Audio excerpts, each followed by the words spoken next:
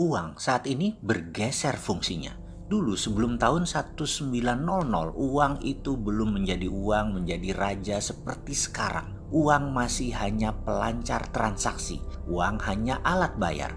Bahkan dari sejak dulu kala, dari zaman masih barter hingga sebelum zaman Keynesian, masih zamannya ekonom Adam Smith, paling ujungnya, uang atau money is just for greasing the transaction. Kita tahu barter memiliki kelemahan, yaitu menghitung nilai selisih dari kebutuhan barang sehingga akhirnya uang tercipta.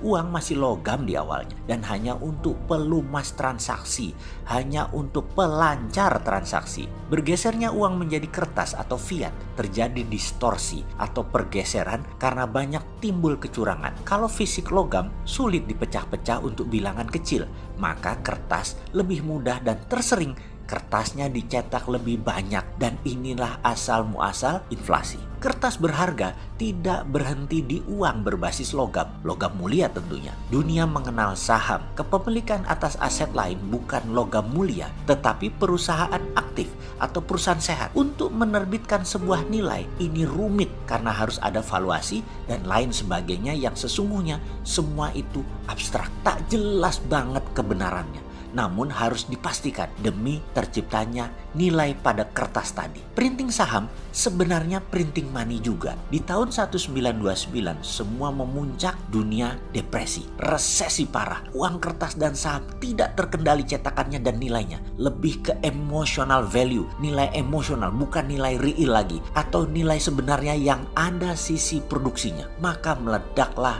Great Depression. Dunia tersentak dengan wake up call Great Depression itu. Ada dua hal yang harus dijaga dari masalah uang, yaitu inflasi atau penurunan nilai, tepatnya adalah selisih mismatch barang produksi dengan jumlah uang beredar, dan peredaran uang yang harus dijaga dengan bank sentral. Lalu John Maynard Keynes muncul dengan teori create demand, menciptakan kebutuhan. Di saat sekarang banyak orang yang tahu-tahu menyatakan setuju printing money dengan tujuan create demand untuk stimulus ekonomi.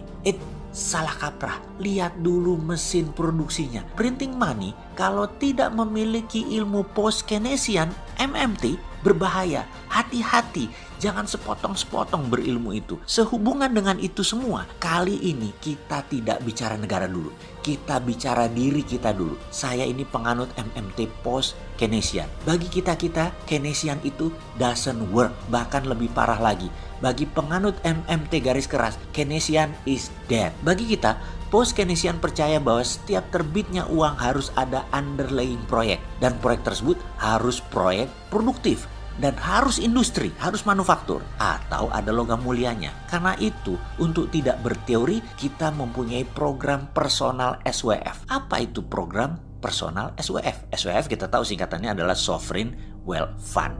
Hanya ini bukan sovereign negara, tapi personal wealth fund. Sekali lagi, kita masuk ke topiknya. Apa itu program personal SWF? Dinaran adalah aplikasi yang terkoneksi dengan sistem gerbang pembayaran nasional. Di mana kalau Anda membuka akun di Dinaran, setiap rupiah Anda ada emas senilai uang Anda. Karena memang setiap rupiah yang Anda masukkan adalah membeli emas. Kemudian setiap Anda mentransaksikan di semua toko, di merchant, menarik tunai di semua ATM, artinya Anda menjual emas. Setiap hari emas Anda dihitung sesuai dengan naik turunnya harga emas dunia atau harga LBME atau harga Antam. Bersama Dinaran, rupiah Anda memiliki underlying emas. Dinaran adalah sesederhana ATM yang terkoneksi dengan sistem pembayaran nasional. Plus rupiah Anda sekarang ada emas setara nilainya. Penarikan dana hanya bisa melalui ATM dan statusnya adalah menjual emas. Dinaran adalah personal SWF. Minat uang Anda bebas inflasi. Selamat bergabung di dinaran.id. Segera download aplikasinya. Selamat bergabung.